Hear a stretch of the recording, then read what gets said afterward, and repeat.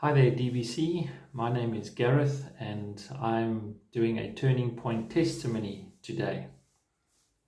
I've always been one to encourage believers to share their life stories with other people because the Lord has called us to go and make disciples, and our life stories are really important because they tell of the work that the Lord has done in our lives. And so when there was an appeal for people to do a testimony, a turning point testimony, I felt prompted to share something today of what happened in my life and not so long ago. But just a bit of background. For as long as I can remember, I've been in church, probably from about the age of 6. I started attending Sunday school and loved my years as a teenager in the youth group and used to attend church as much as I possibly could. Sunday morning, Sunday evenings, whenever the church doors were open, I was there. I had a real zeal to want to serve the Lord, and that came about in my matric year when I was baptized and wanted to make a public stand for my faith. And then my first year out of school, I did a Christian gap year, serving the Lord through sports evangelism around South Africa, and then felt a call on my life. I got married at age 21 to Chantal, a God-fearing woman who has served the Lord with me through the years. We've also been blessed with 3 wonderful girls, and the Lord has been good to us. And so I'm generally quite an optimistic person, and I have a strong faith. I love the Lord, and I long to be used by Him to reach others with the gospel.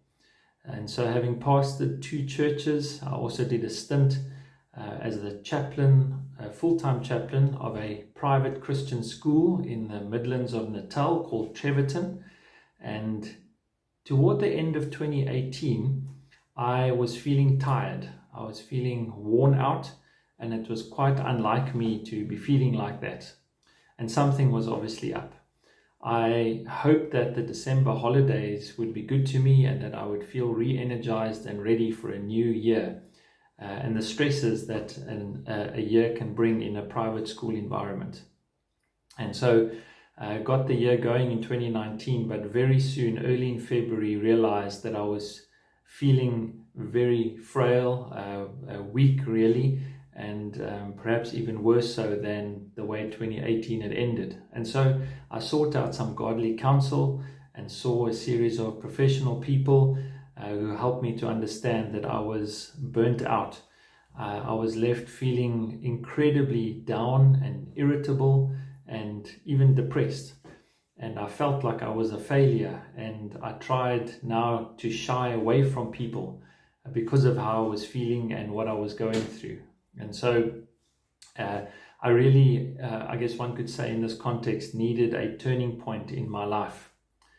And so being in this strange position, I was booked off work for quite a long time, and I needed to get some help. And I think back and I remember on the first day of being booked off, I received messages from people who were concerned about me. And one of the first messages was a verse from Philippians 1 verse 6, which says, "Being confident of this, that he who began a good work in you will carry it on to completion."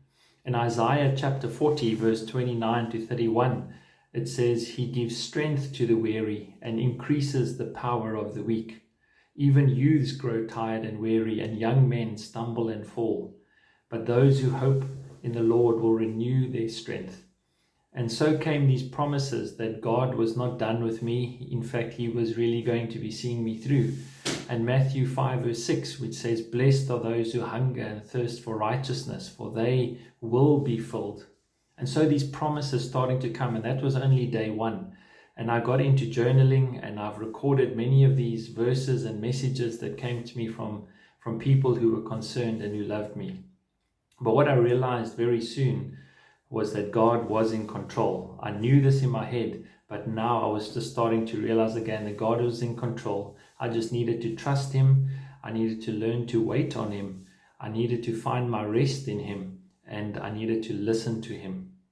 And during that time, I read a number of books about burnout in the ministry, something which I'd known about, but kind of just denied or didn't think could happen to me. And so I started to read books about it and about how to be restored or to be re-energized again, a time of really praying and reading God's word again, perhaps like I hadn't done in a while, because now I had time to do that, and really just wanted to find rest and start listening to the Lord.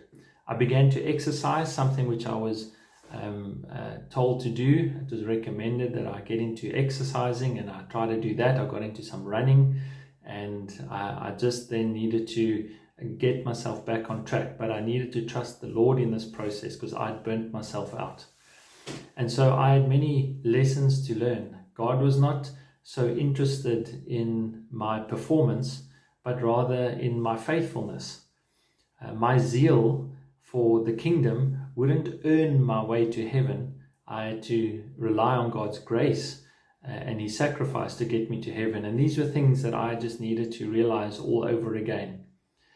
It was not an overnight turning point. It was tough, and yet it was liberating at the same time. My wife and my children and my extended family and friends and the church family were amazing during this time, as they just kept encouraging me through my time of brokenness.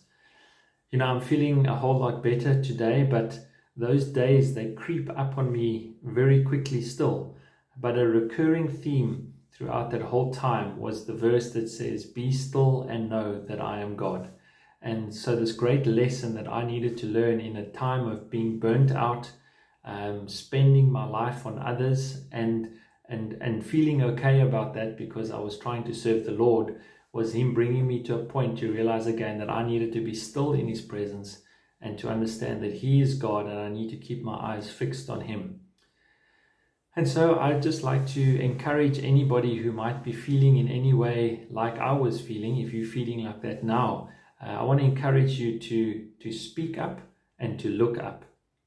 Don't carry this thing by yourself. It is very real, and the Lord is good, and He longs for us to come to Him. He's a patient God. He's merciful. He's slow to anger, and He abounds in love. And so I realize that many people like me have gone through this, that what they call burnout, and felt depressed, and that's all okay. There's nothing wrong with that. The Lord knows our struggles. He knows our weaknesses, and He carries us through that. And when we are weak, He is strong. These are things which we have to remember and take to heart. So thank you so much for listening. That is my turning point that I look back on now in 2019. God bless you all.